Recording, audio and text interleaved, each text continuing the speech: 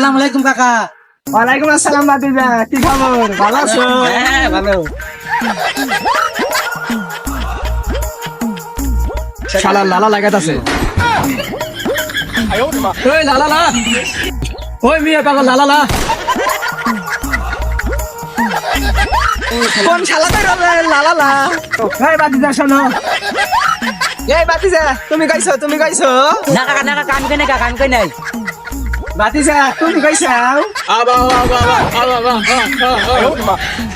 শালা তো বুহা, এই শালা তো আহ করে, ও তো কিছুই গায় নাই।